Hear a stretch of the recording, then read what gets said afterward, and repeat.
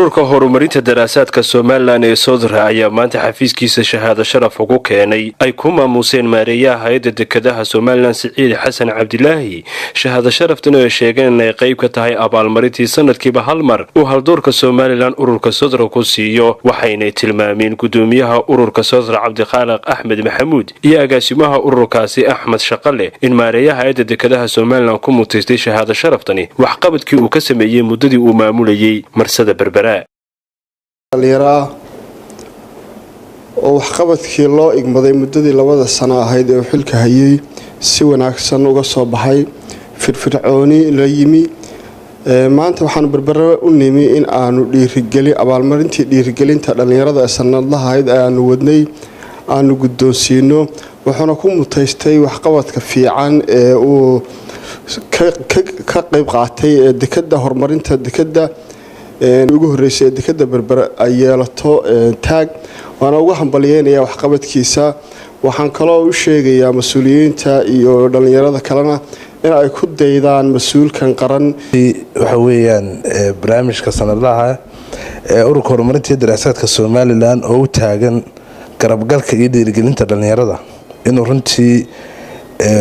guddoonsiyo abaalmarin maareeyaha guud ee hay'adda dekedaha Jamhuuriyadda Soomaaliland Injineer Siciid Xasan Cabdilaahi oo runtii abaalmarintan oo kamid ahayd abaalmarintii aan bixinay 30 bishii koobaad ee sanadka 2019 xafladii ka dhacday magaalada Hargeysa ee heer qaran ahayd Siciid habeenkan waanu sheegnay maanta inaan ku celinaynaa waxa uu ahaa maareeyihii ugu wanaagsanaa maareeyaasha madax bannaan ee hay'adaha qaranka sababta aan u siinayna waxa uu jeedoono waxa weeyaan inuu hawsha qaranka u hayo dhowrkii sano ugu dambeeyay halka ka sii wado ninka dhalinyarada runtii markuu shaqo qaran hayo waa tii loo baahnaa runtii qaranku markii hore uu doortay waa mas'uuliyad inuu ka soo baxana waa waajib laakiin ujeedadan u jeedna waxa weeyaan mas'uul kasta oo dhalinyarada wuxuu sitaa magaca dhalinyarada haddana dhiirigelina waxa guuleystay sharaftii dhalinyarada haddaan qacmaha qabanana waxa guul dareystay sharaftii dhalinyarada maareeyaha hay'adda dekedaha Soomaaliland Siciid Xasan Cabdilaahi oo isaguna gunaanadkii hadlay waxa uu u mahadnaqay ururka Sodra ka cudur daaranayaa inaanan ka qayb galin xafladii la isku guddoonsiinay abaalmarinta ee Hargeysa ka dhacday shaqadoo nagu badnayd mar labaad iyo mar saddexaad ba runtii waan idinka raali gelinayaa alxamdulillah mar hadda idinkoo soconayana halkan ay u keenteen gacmo furan baan idinku soo dhaweynayaa runtii aad iyo aad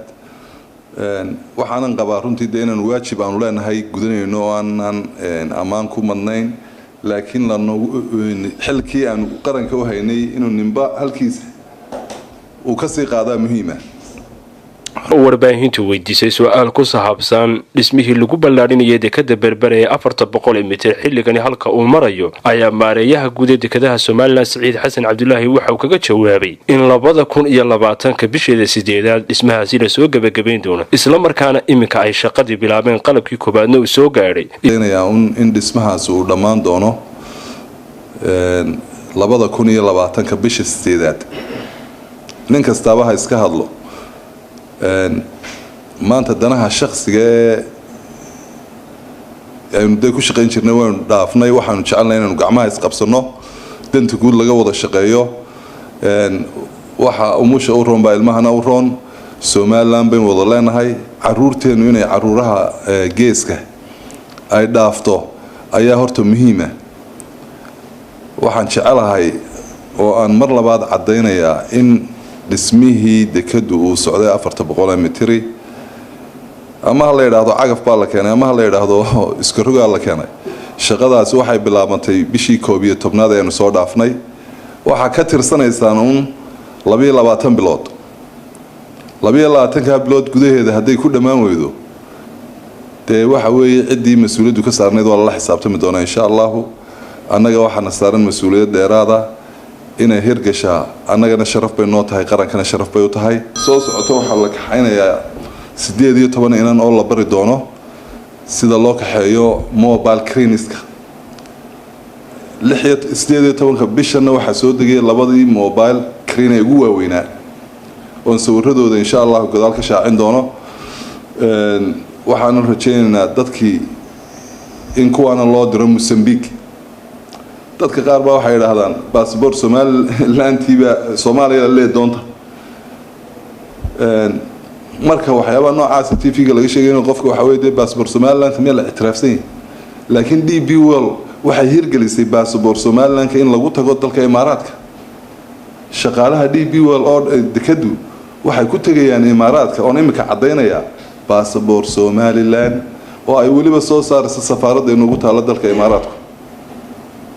laakiin marka Mozambique la tagayo iyo marka South Africa la tagayo marka Thailand la tagayo passport-kan wali lagama ogola waana laga ogolaan doonaa insha Allah waxa lagu tagay marka wixii lagu tagi jiray ama Ethiopia lagu tago ama Soomaaliya lagu tago ama Djibouti lagu tagay